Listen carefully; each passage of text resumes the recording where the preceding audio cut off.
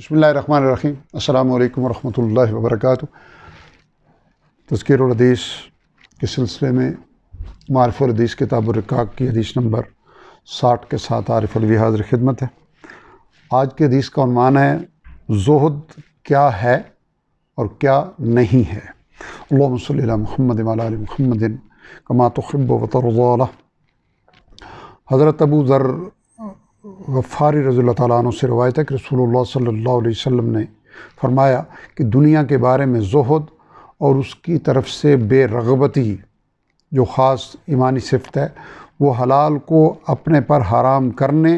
اور اپنے مال کو برباد کرنے کا نام نہیں ہے، بلکہ زہد کا اصل معیار اور اس کا تقاضا یہ ہے کہ جو کچھ تمہارے پاس اور تمہارے ہاتھ میں ہو اس سے زیادہ اعتماد اور بھروسہ تم کو اس پر ہو جو اللہ کے پاس اور اللہ کے قبضہ میں ہے،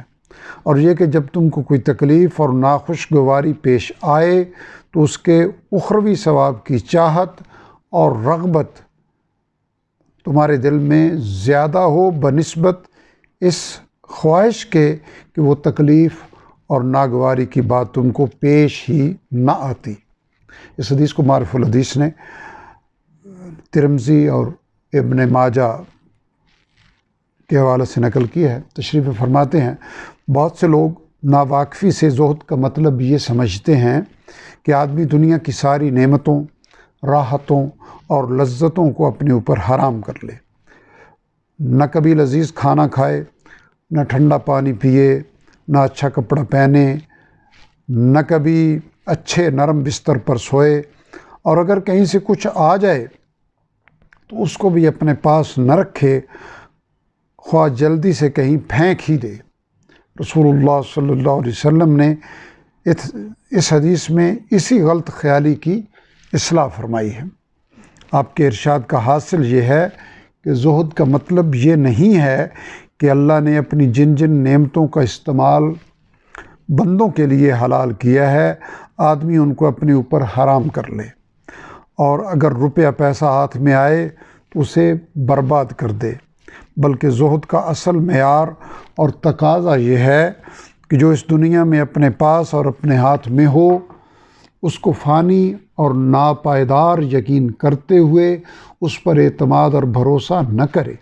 اور اس کے مقابلے میں اللہ تعالیٰ کے غیر فانی غیبی خزانوں پر اور اس کے فضل پر زیادہ اعتماد اور بھروسہ کرے۔ اور دوسرا معیار اور دوسری علامت زہد کی یہ ہے کہ اللہ تعالیٰ کے حکم سے جب کوئی تکلیف اور مصیبت بندہ کو پہنچ جائے تو اس کے اخروی اجر و ثواب کی چاہت اور رغبت اس کے دل میں اس مصیبت اور تکلیف کے نہ پہنچنے کی آرزو سے زیادہ ہو، یعنی بجائے اس کے کہ اس کا دل اس وقت یہ کہے کہ کاش یہ تکلیف مجھے نہ پہنچی ہوتی، اس کے دل کا احساس یہ ہو کہ آخرت میں مجھے اس تکلیف کا جو اجر و ثواب ملے گا انشاءاللہ وہ تکلیف نہ پہنچنے کے مقابلے میں میرے لیے ہزاروں درجہ بہتر ہوگا۔ اور ظاہر ہے کہ آدمی کا یہ حال جب ہی ہو سکتا ہے جب کہ اس کو عیش دنیا کے مقابلے میں عیش آخرت کی زیادہ فکر ہو، اور یہی زہد کی اصل و اساس ہے۔ اس حدیث سے کسی کو یہ غلط فہمی نہ ہو کہ بندوں کو اس دنیا میں عافیت اور راحت کے بجائے تکلیف اور مصیبت کی تمنا اور اللہ تعالیٰ سے اس کی دعا کرنی چاہیے۔ دوسری حدیث میں اس سے صریح ممانعت آئی ہے، اور صحیح روایات میں ہے کہ حضرت صلی اللہ علیہ وسلم صحابہ اکرام رضوان اللہ تعالیٰ علیہم اجمعین کو ہمیشہ تاکید فرماتے تھے کہ اللہ تعالیٰ سے عافیت اور خیریت ہی کی دعا اور استدعا کیا کرو، صلی اللہ العافیہ، اور خود آپ کا معمول و دستور بھی یہی تھا۔ پس حضرت ابو ذر رضی اللہ تعالیٰ عنہ کہ مندرجہ بالا حدیث کا مقصد یہ ہرگز نہیں ہے کہ بندہ اس دنیا میں مصائب اور تکالیف کی دعا یا تمنا کرے، بلکہ اس کا مطلب اور مدعا صرف یہ ہے کہ جب اللہ کے حکم سے کوئی مصیبت یا تکلیف بندہ کو پہنچ جائے تو پھر مومن کا مقام اور زہد کا تقاضا یہ ہے کہ اس مصیبت یا تکلیف کا جو اجر و ثواب آخرت میں ملنے والا ہے وہ اس کو اس کے نہ پہنچنے سے زیادہ محبوب و مرغوب ہو۔ ان دونوں باتوں کے فرق کو اچھی طرح سمجھ لینا چاہیے۔ رب ذوالجلال اس حدیث مبارکہ میں جو حکمت اور ہدایت کا ایک اتھاہ سمندر بیان ہوا ہے اس سے ہمارے قلب و ذہن کو منور فرما دے اور ہم ان کیفیات کو ہمارے اوپر اپنی رحمت و کرم سے